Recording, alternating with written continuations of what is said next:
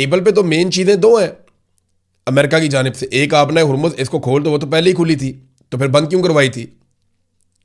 लड़ाई करके बंद करवा दी, अब कह रहे हैं खोलो। और ईरान ने थोड़े दिन पहले जब खोली तो अमेरिका ने मुहासरा करके दोबारा बंद करवा दी। और दूसरा यूरेनियम या एटमी कुव्वत बनने का मामला है, उस पर ईरान यकीन दहानियाँ करवा सकता है। तो अब अरब ममालिक और इसराइल के लिए अगर ये मुज़ाकरात होते हैं और कामयाब हो जाते हैं तो उनके लिए इसमें क्या है, ये एक बड़ा सवाल उनके साथ रहेगा। नेटो से ज़्यादा अरब ममालिक ने हमारे साथ ताउन किया, वो बहुत अच्छा लड़े हैं, ये बार बार डोनाल्ड ट्रंप ने कहा। अरब ममालिक बार बार कहते हैं कि हम किसी लड़ाई के अंदर शामिल नहीं थे, हमने ये लड़ाई लड़ी नहीं, जबकि अमेरिका बार बार कहता है कि शाबाश देता हूं मैं अरब ममालिक को, वो हमारे साथ बहुत अच्छा लड़े हैं गल्फ ममालिक। और ईरान कहता है, देखो ईरान को वहां से जवाब मिल जाता है ना हमले का। ईरान कहता है देखो डोनाल्ड ट्रंप भी कह रहा है कि अरब ममालिक हमारे खिलाफ लड़ाई में शामिल हुए हैं। अब अरबों का मसला यह है कि आपने हुर्मुज़ खुली रहे और पुराने तरीके से खुली रहे। ईरान जो है उसको एक नई कंडीशन के तहत खोलना चाहता है। अमेरिका कभी कभी उसके ऊपर आमादगी भी जाहिर कर देता है। तो इस लड़ाई का बेनिफिशरी कोई भी अरब मुल्क नहीं बन पाया। क्या इसराइल इस लड़ाई का बेनिफिशरी है? नहीं, वो भी नहीं है। उसकी वजह यह है कि यूरोप में जो ममालिक कुछ हद तक इसराइल को सपोर्ट करते थे, वो सपोर्ट भी इसराइल के हाथ से चली गई। और अगर इस लड़ाई का सबसे बड़ा लूजर देखा जाए, जिसको सबसे बड़ा नुकसान हुआ है, वो डोनाल्ड ट्रंप और उसकी रिपब्लिकन गवर्नमेंट है अमेरिका में। उनके खिलाफ लोगों का रद्द-ए-अमल इतना ज़्यादा हो गया कि आज 63% अमरीकी नए सर्वे के मुताबिक उनके खिलाफ है। ईरान ने बड़ी रिजिलियंस शो की है। ईरान ने अपने कमर्शियल एयरपोर्ट बड़ी कम मुद्दत के अंदर 2 हफ्ते के अंदर दोबारा मुरम्मत करके खोल लिए हैं। ईरान ने कहा था कि हम अपने एयरपोर्ट, अपनी सड़कें, अपने प्लांट्स हम दोबारा बना लेंगे, लेकिन अमेरिका अपना मुकाम दोबारा बहाल नहीं कर सकेगा। इसकी चौधराहट वापस नहीं आएगी जो हमने इसके साथ कर दिया है, और यही दिखाई दे रहा है। डोनाल्ड ट्रंप ने बताया कि जो कल जहाज पकड़ा था ईरान का, अमेरिकन ने एक जहाज पे कब्जा किया था ना, ये रिपोर्ट भी हुआ।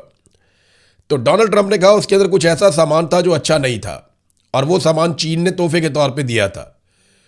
ट्रंप ने ये नहीं बताया कि उसके अंदर क्या था, कोई फ्यूल था, कुछ और चीज़ थी, कुछ हथियारों में इस्तेमाल होने वाली कोई चीज़ थी, या इंटेलिजेंस में इस्तेमाल होने वाली कोई चीज़ थी।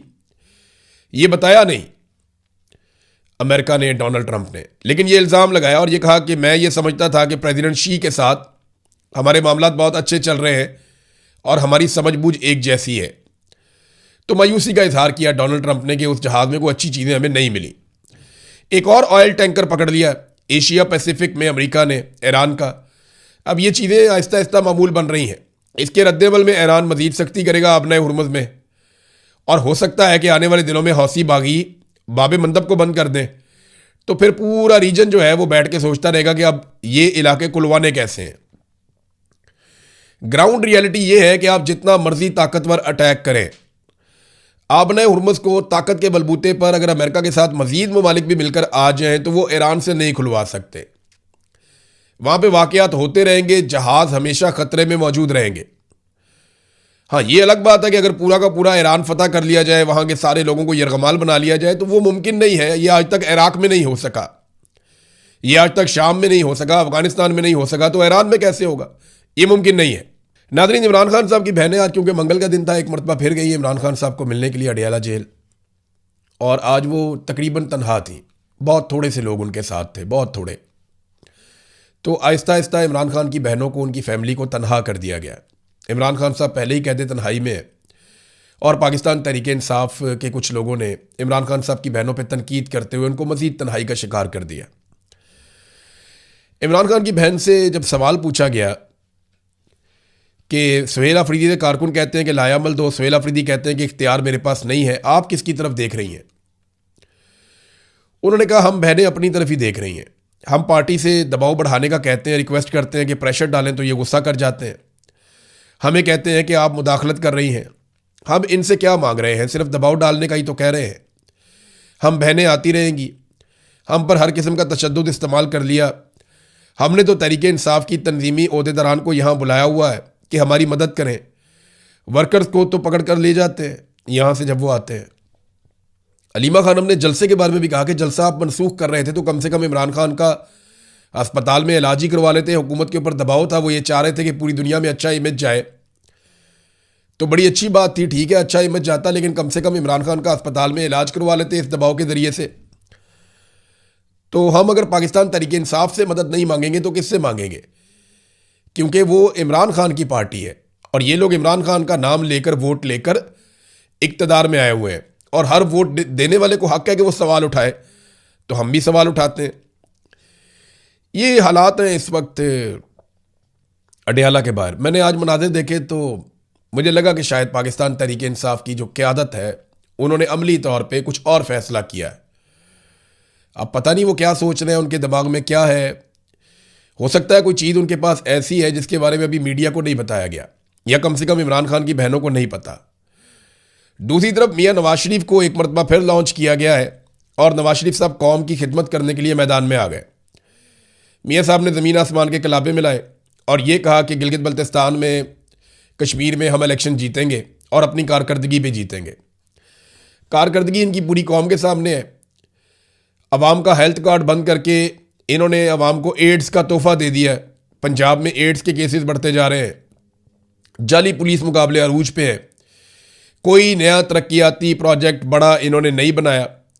उस्मान बुज़दार और परवेज़ इलाही के मंसूबों के ऊपर दोबारा तख्तियाँ लगा रहे हैं।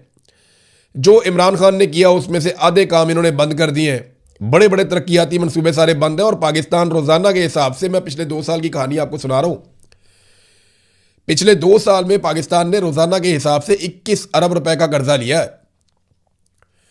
हर घंटे पाकिस्तान तकरीबन 1 अरब रुपया कर्जा ले रहा है। हर घंटे 1 अरब रुपया, 100 करोड़ हर घंटे हम ले रहे हैं। ये 21 अरब रुपए रोजाना कहां खर्च हुए? क्या पाकिस्तान में कोई डैम बना? क्या पाकिस्तान में कोई बहुत बड़ी मोटरवे नहीं बनी? क्या पाकिस्तान में नए तालीमी इदारे बने? क्या पाकिस्तान में नए अस्पताल, यूनिवर्सिटीज, खेलों के मैदान बने? क्या पाकिस्तान में टेक्निकल एजुकेशन के लिए कोई बहुत बड़ी चीज़ें बनी? क्या पाकिस्तान में कोई बहुत बड़ी इंडस्ट्री लग गई? क्या पाकिस्तान बहुत तरक्की कर गया, बहुत आगे चला गया आईटी के शोबे में, तालीम के शोबे में, सेहत के शोबे में, ज़राअत के शोबे में, इंफ्रास्ट्रक्चर के शोबे, किसी एक चीज़ में पाकिस्तान आगे गया हो तो बताएं। ये 21 अरब रुपया रोज़ाना कर्जा लेते हैं। ये किसकी जेबों में जा रहा है पैसा और कहां पे इस्तेमाल हो रहा है, इसका हिसाब जब इनसे मांगो तो ये कहते हैं आप गद्दार हैं और गद्दारी का मुकदमा दर्ज कर देते हैं। पाकिस्तान की तारीख का रिकॉर्ड कर्जा इन्होंने पिछले 2 साल में लिया है और जो तरक्याती मंसूबे थे उनकी रिकॉर्ड बंदिश भी हुई है।